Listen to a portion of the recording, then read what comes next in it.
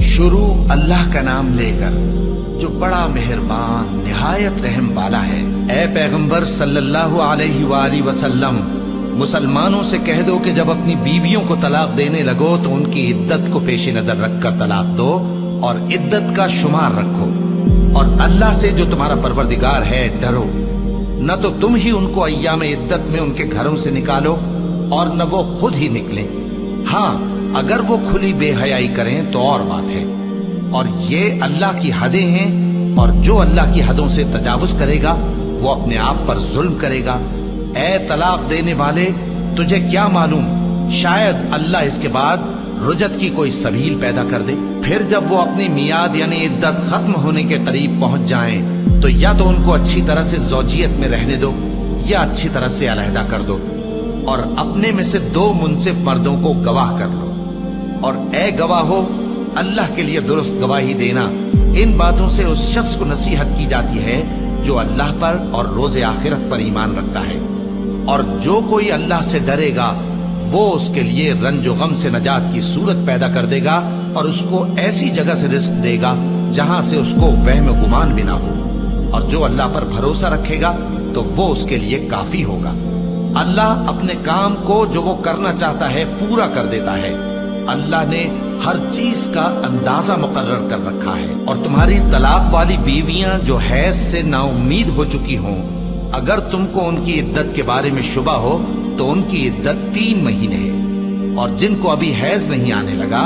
ان کی عدت بھی یہی ہے۔ اور حمل والی عورتوں کی عدت وضع حمل یعنی بچہ جننے تک ہے،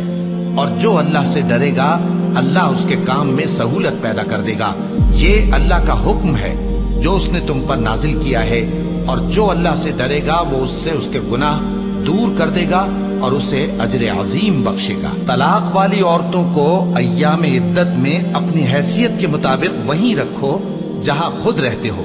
اور ان کو تنگ کرنے کے لیے تکلیف نہ دو، اور اگر وہ حمل سے ہوں تو بچہ پیدا ہونے تک ان کا خرچ دیتے رہو۔ پھر اگر وہ بچے کو تمہارے کہنے سے دودھ پلائیں تو ان کو ان کی اجرت دے دو، اور بچے کے بارے میں پسندیدہ طریق سے موافقت رکھو، اور اگر باہم ضد اور نا اتفاقی کرو گے تو بچے کو اس کے باپ کے کہنے سے کوئی اور عورت دودھ پلائے گی۔ صاحب وسعت کو اپنی وسعت کے مطابق خرچ کرنا چاہیے، اور جس کے رزق میں تنگی ہو جتنا اللہ نے اس کو دیا ہے وہ اس کے موافق خرچ کرے۔ اللہ کسی کو زیر بار نہیں کرتا مگر اسی کے لحاظ سے جتنا اس کو دیا ہے، اور اللہ ان قریب تنگی کے بعد آسانی کر دے گا۔ اور بہت سی بستیوں کے رہنے والوں نے اپنے پروردگار اور اس کے پیغمبروں کے احکام سے سرکشی کی تو ہم نے ان کو سخت حساب میں پکڑ لیا، اور ان پر ایسا عذاب نازل کیا جو نہ دیکھا تھا نہ سنا، سو انہوں نے اپنے کاموں کی سزا کا مزہ چکھ لیا، اور ان کا انجام نقصان ہی تو تھا۔ اللہ نے ان کے لیے سخت عذاب تیار کر رکھا ہے۔ تو اے عقل والو جو ایمان لائے ہو، اللہ سے ڈرو۔ اللہ نے تمہارے پاس نصیحت بھیج دی ہے، یعنی ایسے پیغمبر جو تمہارے سامنے اللہ کی واضح آیتیں پڑھتے ہیں تاکہ جو لوگ ایمان لائے اور عمل نیک کرتے رہے ہیں ان کو اندھیروں سے نکال کر روشنی میں لے آئے، اور جو اللہ پر ایمان لائے گا اور عمل نیک کرے گا وہ ان کو جنتوں میں داخل کرے گا جن کے نیچے نہریں بہ رہی ہیں، وہ ہمیشہ ہمیشہ ان میں رہیں گے۔ اللہ نے ان کے لیے کیا خوب رزق رکھا ہے۔ اللہ ہی تو ہے جس نے 7 آسمان پیدا کیے اور ویسی ہی زمینیں بھی،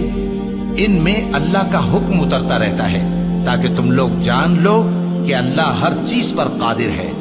اور یہ کہ اللہ اپنے علم سے ہر چیز کا احاطہ کیے ہوئے ہے۔